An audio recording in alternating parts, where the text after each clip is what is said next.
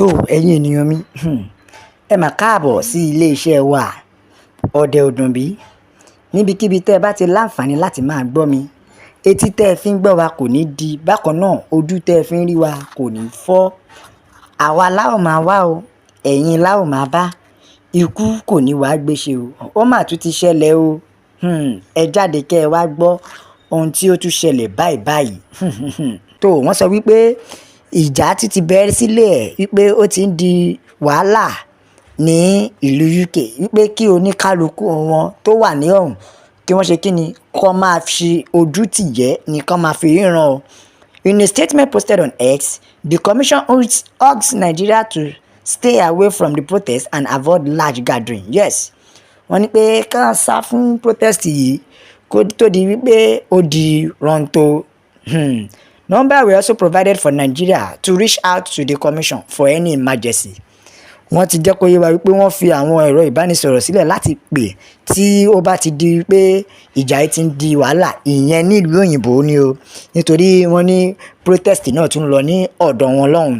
The High Commission will strive to keep the Nigeria community in the UK informed of any development as the situation unfold. Part of the statement in reading. Tó ẹ̀yin ènìyàn mi ṣe ti rí sí wípé protest yìí all over ni kò kí ṣe wípé bóyá kínní àwọn tòyìnbó náà wọ́n ti gbá àwọn tó wà lọ́hùn lágo tó jẹ́ ọmọ Nàìjíríà wípé kí wọ́n wà extraordinary careful nítorí pé protest náà lọ. Fair right protesters in the UK have attacked hotels, housing asylum seekers after false rumors accusing a Muslim immigrant of the Southport stabbing that killed 3 children. Ṣé ti rí ẹ̀yin ènìyàn mi ṣe pé protest yìí náà ó ti ń di rọ́ǹtò lọ́hùn o ìdí nìyí tí àwọn náà fi sọ wípé kí àwọn ọmọ wa tó wà lọ́hùn wípé kí wọ́n ṣe kí ni kí wọ́n stay away from trouble nítorí pé ó ti ń di riot. Ẹ̀yin ènìyàn mi ṣé ẹ ti rí sí i wípé ìran ilẹ̀ Yorùbá a ò fẹ́ wàhálà yìí mọ́ làwa náà ṣe ń dá ẹ wá wò ṣebí ọ̀hún sì nìyẹn o lóyún riot ti ń ṣẹlẹ̀ tó jẹ́ wípé wọ́n ti ń bára wọn jà wọ́n ti ń bára wọn pò ó tí àwọn òyìnbó tún ṣe kíni wọ́n make sure pé maximum security ó ṣẹlẹ̀ níbẹ̀ ṣùgbọ́n kò ń ṣe bí torílẹ̀-èdè tiwa níbo táì àfi kí àwọn political tiwa kọ́ kó àwọn talk síta ni àfi kí wọ́n kó àwọn èèyàn síta pé kí wọ́n máa ṣe kíni kí wọ́n máa yìnbọn kó máa jà tó ẹ̀yin ènìyàn mi ṣe rí Yorùbá nation wa ló lè ṣe sí àfi tí orílẹ̀-èdè wa ìbá pín la máa tó lè sọ pé yes òmìnira dé bá gbogbo ìlú. There is nothing like Nigeria anymore because the Nigeria we are now is already dead. Yes, we all know that the Nigeria we are now is already dead because if no be so ni báwo ni ìlú téèyàn wà tí yẹ pé èèyàn ò ní lè nísinmi.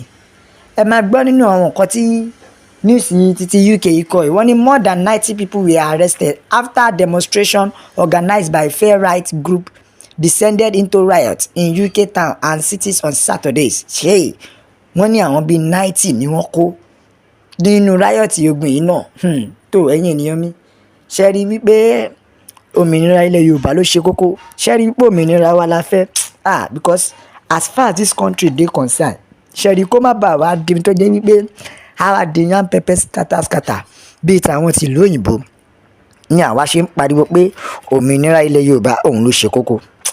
Níbikíbi tó bá wà níbikíbi tó bá ti ń gbọ́ mi dákun ẹ tẹ àtẹ̀jíṣẹ́ yìí ẹ jẹ́ kó lọ viral ẹ jẹ́ kí àwọn ènìyàn mọ̀ pé Yorùbá nation òun la fẹ́ ẹ jẹ́ kí àwọn èèyàn mọ̀ pé òmìnira ilẹ̀ Yorùbá òun ló jẹ wá lógún nítorí wípé òmìnira ilẹ̀ Yorùbá yìí òun ló máa mú freedom wá bá wa tá a máa fi bọ́ lọ́wọ́ oko àwọn Fúlàní. Yes, nítorí as at last month ni àwọn Fúlàní ṣe kíni ni wọ́n ń gbé epo lọ sí other countries tí ó dẹ̀ jẹ́ wípé wọ́n kọ̀ sọ lórífẹ́ ni a ò gbọ́n kọ̀ọ̀kan tí gọ́ọ̀mẹ̀ntì ṣe sí. Yes, I think yes it was last month tó dẹ̀ pé mo mú ìròyìn yẹn wá a ò gbọ́n kọ̀ọ̀kan tí gọ́ọ̀mẹ̀ntì ṣe sí wọ́n ti pààyàn tí o. Yes, Fúlàní tún wá ṣe kíni wọ́n tún wá ń gba Bàdágìrì wọlé sí débi wípé sẹ́ríkì kan ni wọ́n lọ ń bá níbẹ̀ yẹn ìyẹn ní Bàdágìrì a ò tún gbọ́ kankan sí o àbí bet tó bá jẹ́ pé ọmọ wọn, ọmọ olóṣèlú kan àbí ọmọ ọlọ́lá kan ló gbé tí wọ́n dẹ̀ ṣe kíni tí wọ́n gbé lọ gbé, ẹ máa rí i pé gbogbo àláàtì ló máa dún. Wọ́n máa àláàtì gbogbo securities all over Nigeria for you to know that this government don't have anything for us. We hardly want to fight for ourselves, and that is why we are shouting wípé òmìnira ilẹ̀ Yorùbá òun ló jẹ wá lógún. Ẹ̀yin ènìyàn mi, ìdí tá a fi pariwo pé freedom for Yorùbá nation nìyẹn, nítorí wípé ó ti sú wa, we are tired. And now the way bí nǹkan ṣe skyrocketing, tí nǹkan ṣe wọ́n lórílẹ̀‐èdè débi wípé àti jẹun gan ti di ogun, àti move ti di wàhálà. Ẹni tó jẹ́ wípé ó ń lágbára àti bọ́lé nísìnyí ó ti wá dẹni tó jẹ́ pé gbèsè ló fi ń ṣayọ̀. Níbi tá a bá dé sìn nídìílé kan ẹ máa láwọn tó jẹ gbèsè. Why? Is this what we vote for? This is not what we vote for. That is why we are shouting our own freedom. Yorùbá nation la fẹ́. Ìdí tá a fi pariwo pé òmìnira ilẹ̀ Yorùbá ló jẹ wá lógún nìyẹn. Ẹ jẹ́ kí oníkálukú kẹ́kọ̀ọ́ ẹ̀ lọ́tọ̀ọ̀tọ̀ kí a mọ nǹkan tá a want.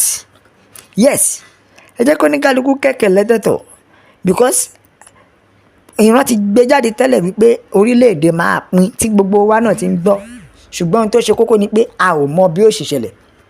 Yes, kò sẹ́ni tó mọ bóyá máa ṣẹlẹ̀. Ìdí nìyí tá a fi ń pariwo pé Yorùbá nation la fẹ́.